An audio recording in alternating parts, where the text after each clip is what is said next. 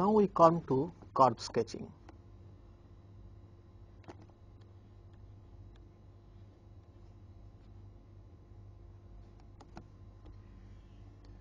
We will start with convexity of functions. Again, there was a theorem which I stated and only one part of that theorem was proved. The theorem was this, that suppose f is from an interval I to R. Also assume that f is twice differentiable.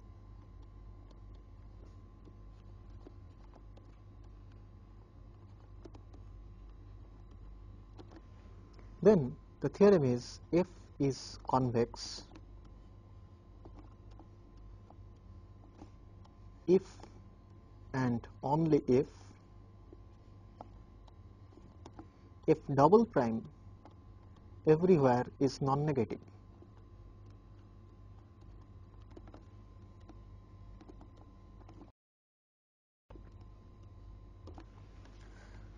Now, one part of this result we have already proved, that f convex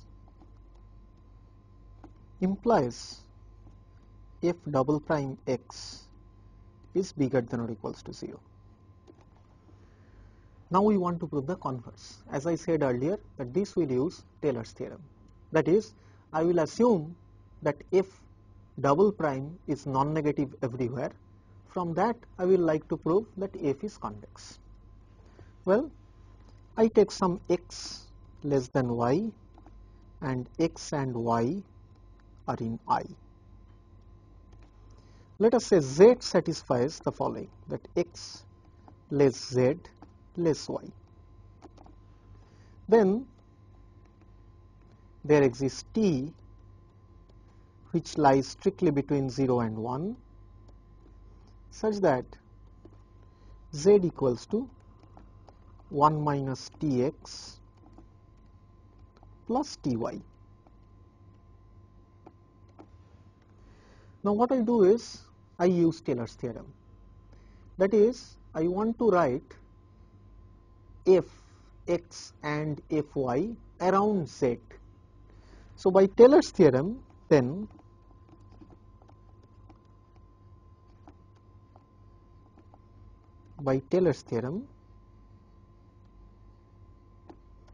there exists C1 such that x less C1 less z, and C2 which satisfies z less C2 less y, and f of x equals to f of z plus z minus x into f prime at x at z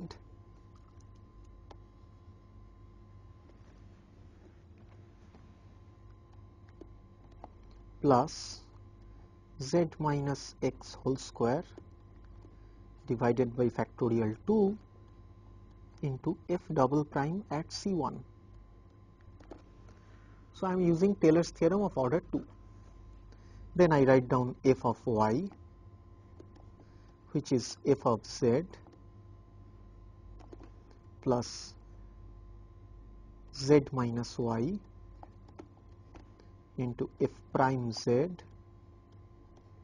plus z minus y whole square by factorial 2 f double prime C2. This is my first equation. This is my second equation. Now I look at 1 minus t times fx plus t into fy. Notice that if I want to show f is convex, I have to show that this quantity is bigger than or equals to f of 1 minus tx plus ty. So let's proceed. Using 1 and 2, I get that this is equals to 1 minus t into fz plus z minus x into f prime z plus z minus x whole square divided by factorial 2 f double prime c1 plus t into fz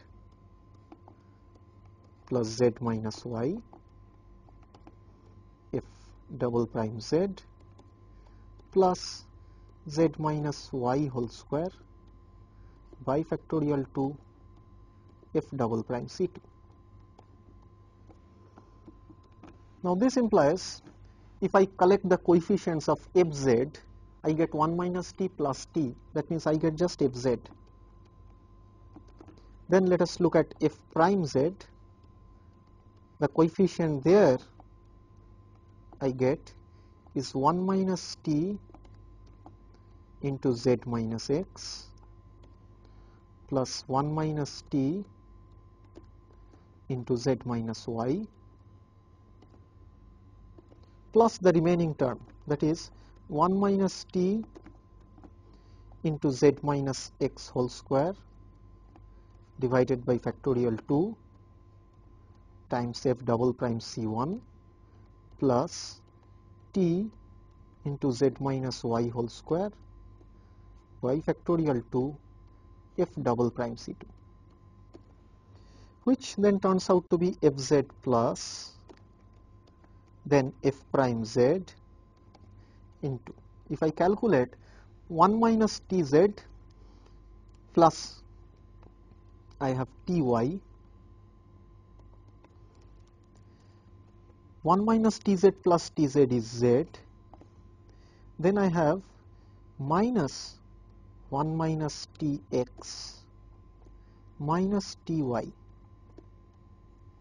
plus the other terms.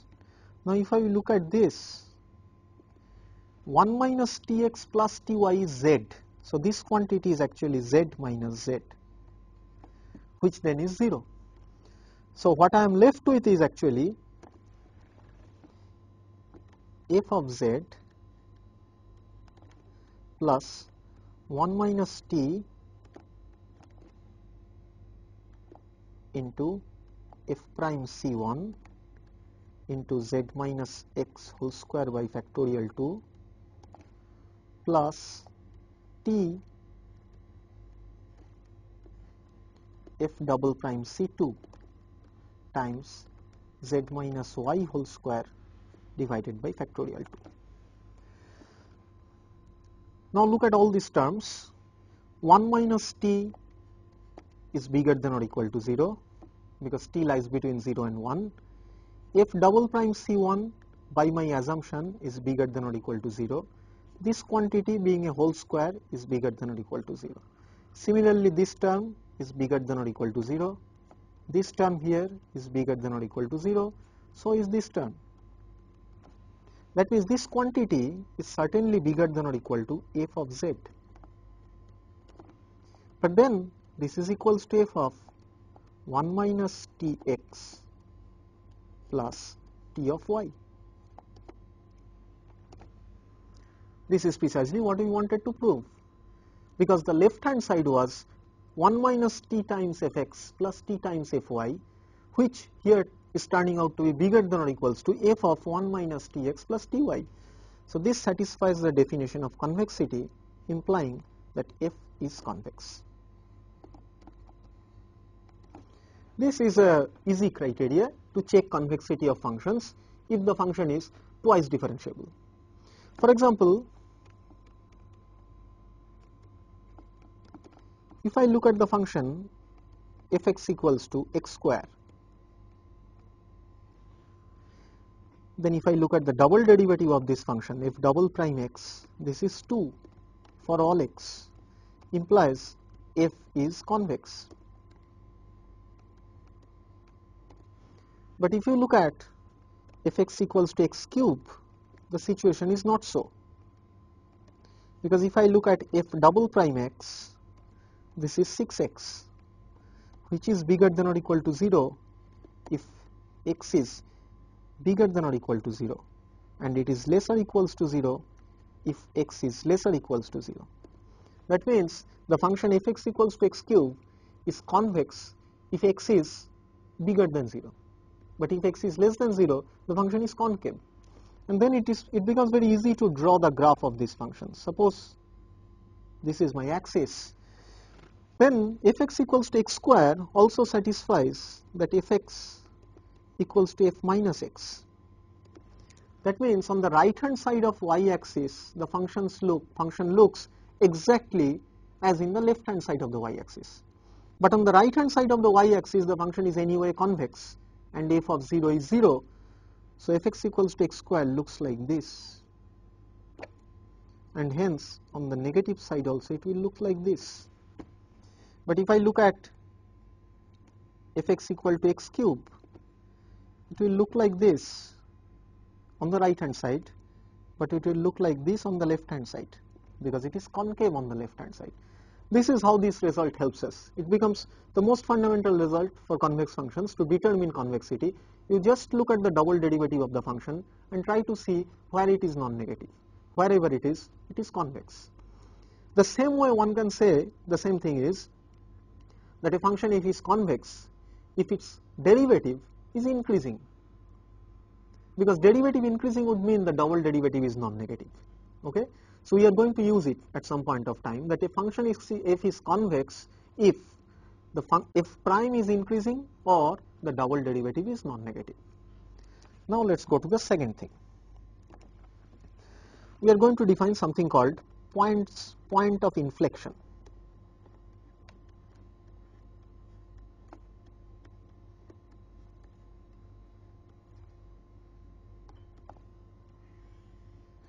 Point of inflection actually determines points where the convexity of the function just after that point changes to concavity, or the other way. The function was concave, but just after this point it becomes convex. Remember the example fx equals to x cube. We have seen that the graph of the function looks like this kind of. So 0 here, 0 is looking like a point of inflection.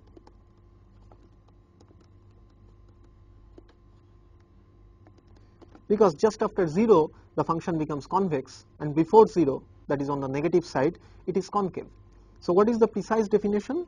So the definition is this: C is a point of inflection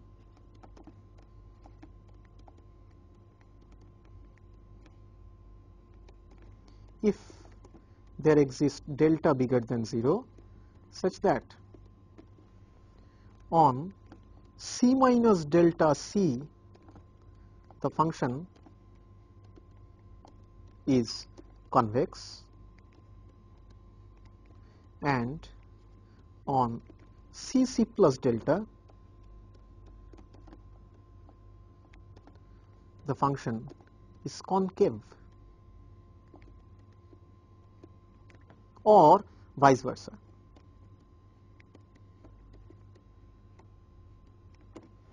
Okay. Now, how do you determine from the just given the function that which one is a point of inflection?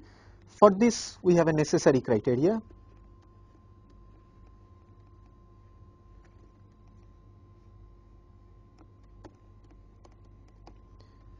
The necessary criteria says just this, that C belongs to AB and f double prime C exists,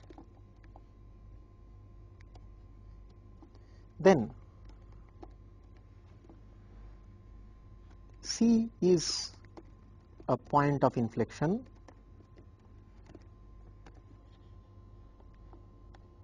implies that f double prime C is 0. Again, as example, I will cite fx equals to x cube. Notice that f double prime at 0 is 0. Okay? So 0 is a candidate for being point of inflection. But by this criteria, I am not saying that C is a point of inflection. If I already know that C is a point of inflection, then I know that f double prime at C is 0. But f double prime at C is 0 does not imply that C is a point of inflection, because now I can look at fx equals to x to the power 4. Then what is f double prime at 0? This is 0, because f double prime at x is equals to 12x square. The question is 0 a point of inflection for fx equals to x to the power 4? The answer is no, because f is an even function, because f of x is same as f of minus x. So the behavior of fx on the right hand side of the y-axis is same as the behavior on the left hand side of y-axis. But I have already calculated what is f double prime x. F double prime x is 12x square, so it is always non-negative. That means the function is convex for all x, and the graph will look like this, and the negative side also it will look like this. See, 0 is not a point of inflection. On the left hand side of 0, the function is convex. On the right hand side also, the function is convex. So all we are saying is, if you know that some point is a point of inflection, then the double derivative is 0 there. But the double derivative 0 at certain point does not guarantee that that point is a point of inflection. Now let us see the proof of this. How do we prove it? Assume that f is convex on C minus delta C and concave on C plus delta. I can say this because my assumption is that C is a point of inflection. So on one side of C it has to be convex or concave, on the other side it has to be the other one. So we are assuming that on the left hand side the function is convex and on the right hand side it is concave. Now this would then imply that if prime is increasing on C minus delta C and f prime is decreasing on C plus delta. This I can say because I already know my criteria that f is convex if and only if its double derivative is non-negative. Okay, fine. Now this means that f prime of x is less or equals to f prime of C for all x in C minus delta C, and f prime of x, since f prime is decreasing on the right hand side of C, I have that this is still true, that this is less or equals to f prime C for all x in C plus delta. Now I look at this quotient f prime x minus f prime C divided by x minus C, and I take the limit as x going to C minus. That means I am approaching C from the left hand side of C. This would then imply what? Because f prime x is anyway less or equals to f prime C, so the numerator is negative, but x is also less or equals to C, that means the denominator is also negative, that means this is bigger than or equal to 0. And then I look at limit x going to C plus and write the quotient f prime x minus f prime C divided by x minus C. Here notice that f prime x is again less or equals to f prime C. That means the numerator is negative, but x is bigger than C. That means the denominator is non-negative. That means the whole quantity is less or equal to 0. And now I use the assumption that f double prime C exists. Since f double prime C exists, it means it has to be same as these limits. This then implies that f double prime c, which is same as both the limits, and both the limits can have the only common value which is 0. So f double prime c is equals to 0. But as I said that this is a necessary condition but not a sufficient condition. Well, we will state the sufficient condition for you without the proof. The sufficient condition is that c is a point of inflection if double prime c is 0, that has to be there, and if triple prime c, if it exists of course, this is not equal to 0. Now notice again the example of fx equals to x to the power 4.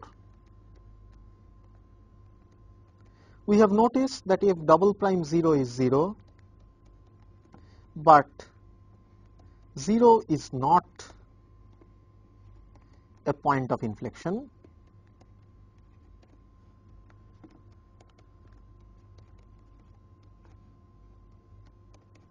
and now we know this has to happen, because if I look at f triple prime c, what is f triple prime x? That is 24x. So this implies then that f triple prime x is 24x. That means if triple prime 0 is not equal to 0, and that is why 0 is not a point of inflection for fx equals to x to the power 4. Now we move towards the next topic of ours, which is important for drawing curves of functions, that is asymptote.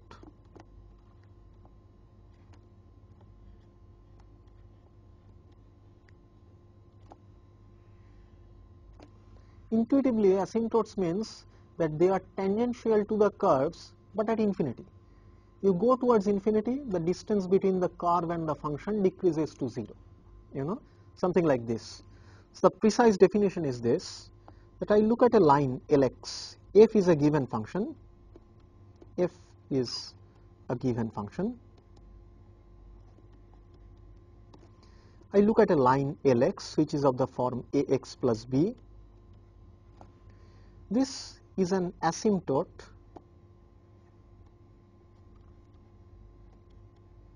if limit x going to plus or minus infinity, fx minus Lx goes to 0. That is, the distance between the line and the curve actually goes to 0. As an example, let me look at the function fx equals to 1 by x. And then I look at the function x-axis, that is y equals to 0. So then I should look at, so Lx equals to 0, this is my line, and then I look at limit x going to infinity, fx minus Lx, which is limit x going to infinity, just 1 by x, and I know that this is equals to 0. That means the x-axis is asymptotic to the curve 1 by x. Now there is another kind of asymptotes, a vertical line. The vertical line x equals to a is an asymptote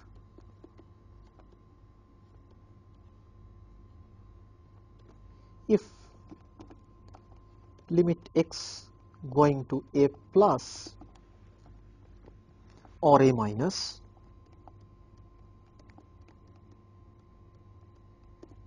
or limit x going to a minus fx is plus or minus infinity.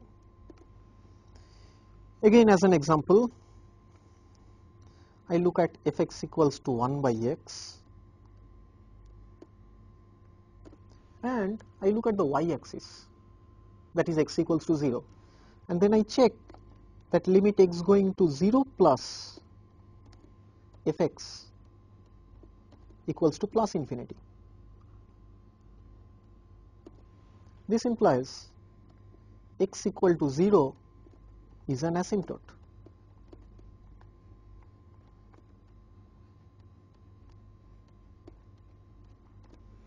That means with the curve y equal to 1 by x, I have got two asymptotes. One is the x-axis, other is the y-axis. Let us see whether we can draw the curve of this fx equals to 1 by x. Notice this is defined only when x is not equal to 0. For x equal to 0, I don't know. This has the property that f of minus x is equals to minus fx, and x bigger than 0 implies fx is also bigger than 0. That means if x is on the right hand side, the curve will lie above the x-axis. If x is on the left hand side, the curve will lie below the x-axis, and not only that, they will be very symmetric towards each other.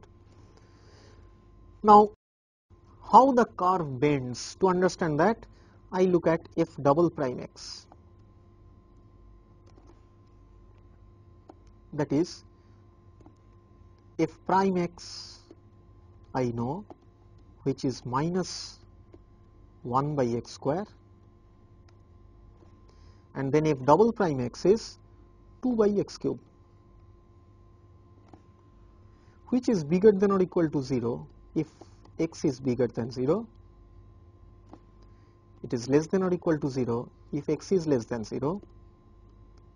So f prime x is minus 1 by x square, which is less than 0 if x is less than 0 and x is bigger than 0. That means on both sides of the y-axis, I will have my function to be a decreasing function. Then I look at the double derivative.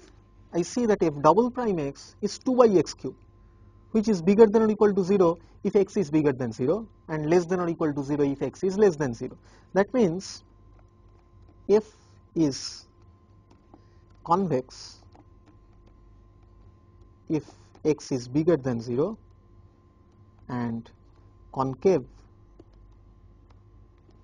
if x is less than 0. I already know that x-axis and y-axis both are asymptotes to the function, and now I can draw the graph of the function. It looks like this. This is the y-axis, this is the x-axis. From the convexity and the asymptotes, I see that the function looks like this on the right side, and similarly it will look like this on the left side. So this is the graph of y equals to 1 by x. I have used asymptotes, increasing, decreasing, and convexity. Now using all this, let me try to draw another curve for you, which is slightly more complicated than this, but not very complicated. The curve is this.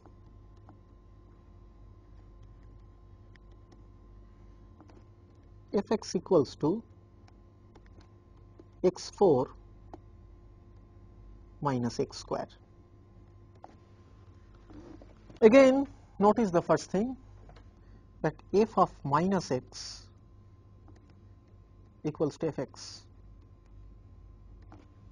That means it's an even function. So it is enough to draw the graph of the function on the right hand side of the y-axis. This implies f is even. It's enough to draw the graph of the function on the right hand side of the y-axis. Now let's first try to see what are the zeros of the function. Where does it cut the x-axis? So fx equals to 0 implies x square into x square minus 1 equal to 0 implies x equal to 0 or plus minus 1. So there are 3 points on the right hand, there are 2 points on the right hand side where the function cuts the x-axis. The minus 1 has to appear because the function is even function, because the same behavior will be shown on the left hand side of the y-axis. Fine. Now let's calculate, to understand the increasing decreasing property of the function, let me calculate what is f prime at x. that turns out to be 4x cube minus twice x, that is twice x into x square minus 1. Since I am looking for positive x, I can say that this is bigger than 0 if x square is bigger than 1, that is x is bigger than plus 1.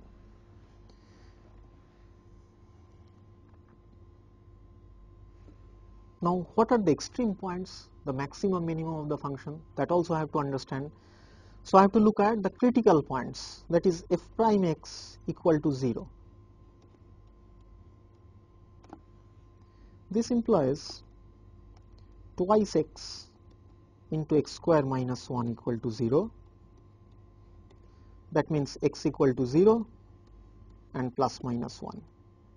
I have already noticed for x bigger than 1, it implies f is increasing.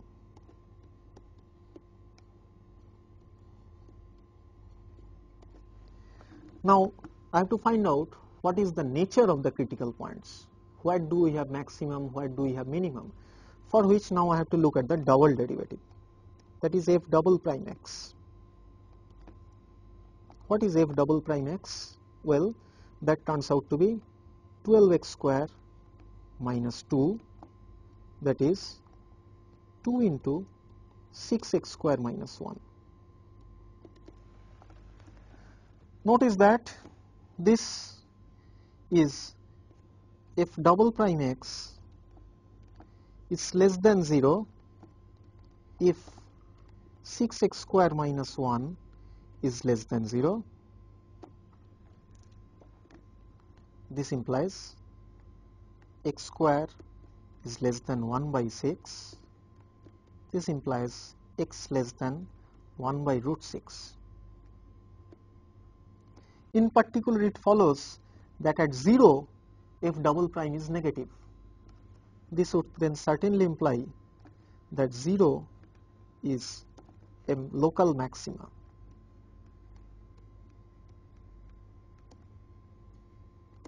What about the other points? Plus minus 1s are also critical points.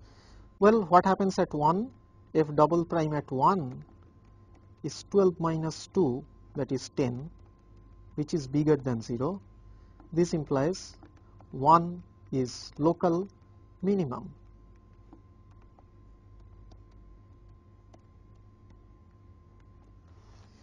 But in the process, I have also obtained some more information. That is, when x lies between 0 and 1 by root 6, then the double derivative is negative. That means the function is concave there. And if x is bigger than 1 by root 6, then f is convex. Let us write down that also, that f is convex if x is bigger than 1 by root 6 and f is concave if x is less than 1 by root 6. With this information now, that means actually that 1 by root 6 is a point of inflection. We can actually check that, because what is f triple prime x? I know the expression of f double prime x. It is turning out to be 12x square minus 2. So f triple prime x is 24x. This is 24x, and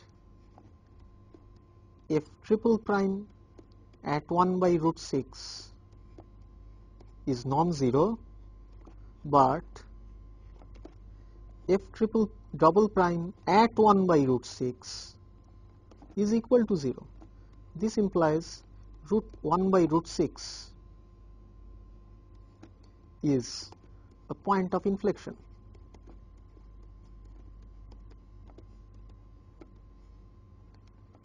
That is, on the left hand side of 1 by root 6, the function is concave, but on the right hand side of 1 by root 6 f is convex, as we have calculated. Now with this information it is very easy to draw the graph of the function that we will see. Now let us have the y axis here.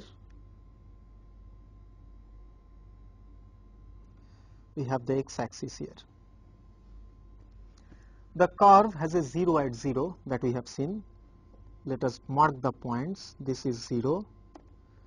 Then I have another point. This is 1 by root 6. I have another point 1 by root 2 where I know the local minimum arises, and then I have the point 1 where the function cuts the x-axis. I know at 0 the function has a local maximum, and after that from the derivatives it follows that up to 1 by root 6 the function is concave. So the graph goes like this in a concave fashion up to 1 by root 6. But after 1 by root 6 I know that the function is convex, and 1 by root 2 is a local minimum. So it goes like now in a concave fashion. Again, from the calculation of derivatives, I have seen that if x is bigger than 1 by root 2, the derivative is positive, right? We can actually do the calculation once again, because fx was x4 minus x square. So f prime x is 4x cube minus twice x, which is twice x into twice x square minus 1. You see, that means after 1 by root 2 the function increases, reaches 0 at 1, and then goes on increasing in a convex fashion. So it goes now like this. It goes in a convex fashion. Similarly now I can, since the function is an even function, on the left hand side of the y-axis I can do the same procedure to produce the graph of the function. It will then look like it is exactly the replica of the right hand side.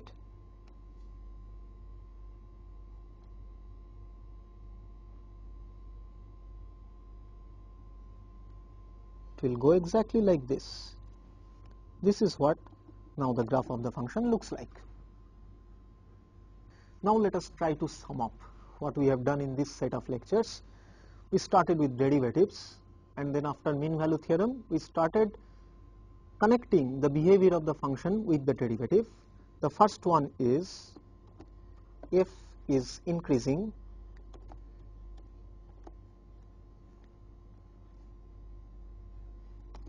if and only if f prime is bigger than or equal to 0.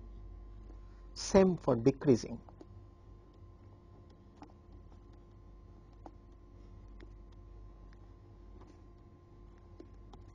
That is, f prime is less than or equal to 0.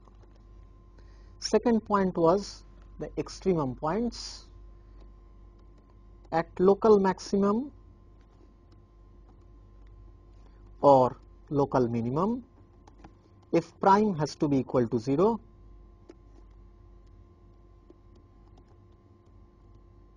But then to guarantee whether the point is a maximum or minimum, you have to go to the double derivatives. That is, if f double prime at x naught turns out to be less than 0, then x naught is a local maxima. And I will mention again that this conditions work if the extremum point in the interior of the interval where you are looking at, if it is a boundary point, then this theorem may not be true. We have seen counter example of that kind. Then comes the third one, Taylor's theorem.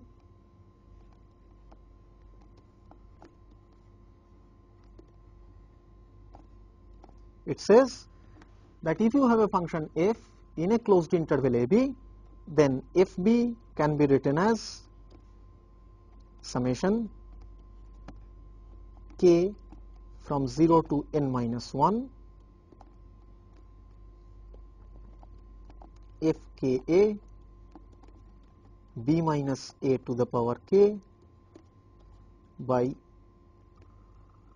k factorial plus b minus a to the power n by factorial n into f and c, where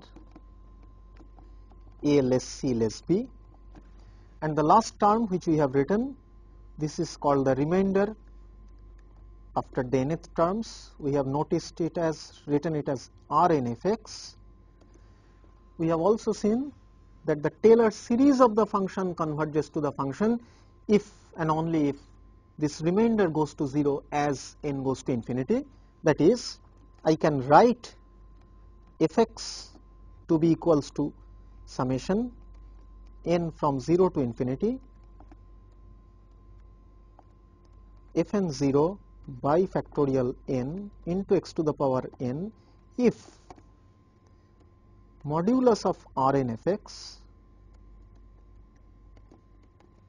that is modulus of x to the power n by factorial n into fn c goes to 0 as n goes to infinity.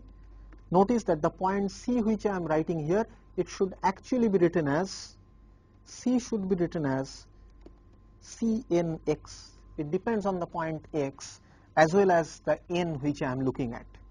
Okay? If the remainder goes to 0, then the function is actually a power series given by its Taylor series, and the power series is of the form fn 0 by factorial n into x to the power n. After doing Taylor series, we have gone to convexity, and the most important result about convexity is what we have proved, that f is convex if and only if f double prime is bigger than or equal to 0, or it is the same thing as saying that f prime is increasing. Concave similarly means f double prime is less than or equal to 0, or f prime is decreasing. After this, we have defined asymptote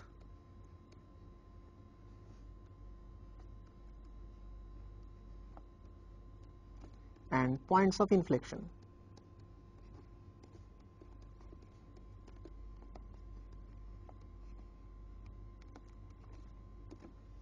One is tangent at infinity, that is asymptote. Points of inflection, as we know what it means, you can always remember some point is a point of inflection means the curve of the function has to look like this or it has to look like this. That is, on the left hand side you have convexity, on the right hand side you have concavity, or the other way around. Okay? After this, we have drawn curves for you. I will now give as an exercise to you to draw the graph of this function fx equals to 1 by x minus 1 for x not equals to 1. Just try to draw the graph of the function.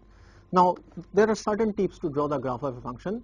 First, check whether the function is even or odd.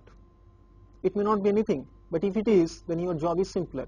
If it is an even function or an odd function, just draw the graph of the function on the right hand side of the y-axis.